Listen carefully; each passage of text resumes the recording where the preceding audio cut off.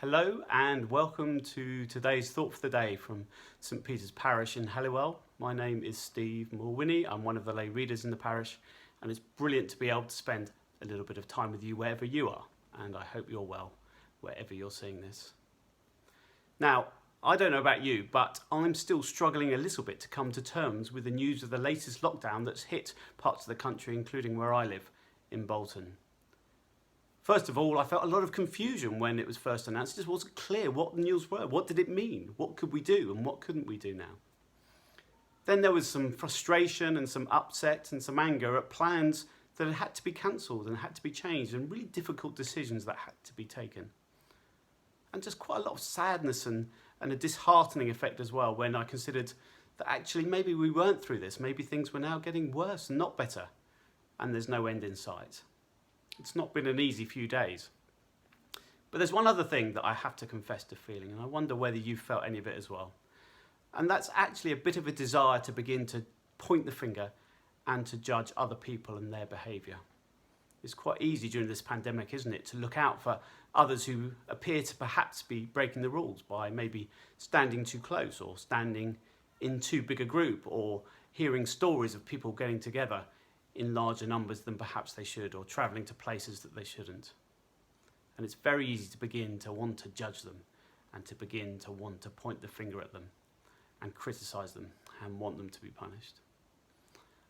And as I've been wrestling with this, actually I've been reminded of one of my all-time favourite Bible stories and characters, and that's Jonah.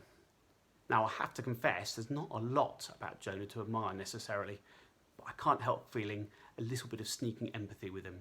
You see, Jonah was a prophet, and God gave him a really tough job to do. He said, Jonah, I want you to go to the city of Nineveh, which was a big and powerful city of enemies to Jonah and his people, and people who wanted to destroy him, and people who were behaving and acting in ways that God simply wouldn't accept or recognise. And God says, I want you to go and to warn them to change their behaviour, or I'm going to punish them and judgment is coming. And Jonah was incredulous. God, why would you send me to those people? I don't want to go and warn them.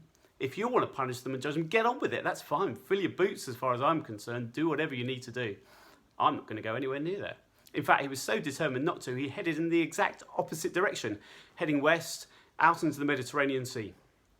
Now, to cut a long story short, probably the bit that you'll remember from the story, he ends up getting thrown overboard, ends up finding himself in the belly of a whale for 3 days and eventually ending up on dry land and back home, miraculously having survived. And there's an amazing prayer then in the book of Jonah. Go and read it if you can, as Jonah gives thanks and praise to God for rescuing him, for saving him, for God's mercy and for God's grace. But God hasn't finished with Jonah. He says, Jonah, remember what I asked you to go and do. It's time to head to Nineveh. So reluctantly, Jonah packs his bags and travels to Nineveh to deliver this message, telling the people there that they must stop what they're doing, turn around, be sorry, or judgment and punishment is coming. And then the most extraordinary thing happens. Everyone in the town, instead of chasing him out or killing him or throwing him limb for limb, actually stops and listens to what he says. And amazingly, they begin to follow it. And so from the king downwards, everyone repents of what they've been doing, goes into a period of mourning and sadness, and stops all of the evil that's been going on. It's the most extraordinary turnaround. In many ways, Jonah is the most successful and influential prophet ever. Tens of thousands, potentially hundreds of thousands of people changing on the back of what God has told him to say. So Jonah is delighted, right? He's amazed and excited. No. In fact, Jonah goes on to perform perhaps the biggest strop in the Bible. A massive sulk. He throws all of his toys out the pram and says to God, I knew this would happen. I knew that you were a God of mercy and love and forgiveness, and I knew that you wouldn't go through and punish them and judge them like you said you would. I knew that somehow you would find a way to forgive them. In fact, I'm so fed up, Jonah says, I might as well be dead. And he goes and plonks himself sat outside the city wall and grumbles. It's a spectacular strop.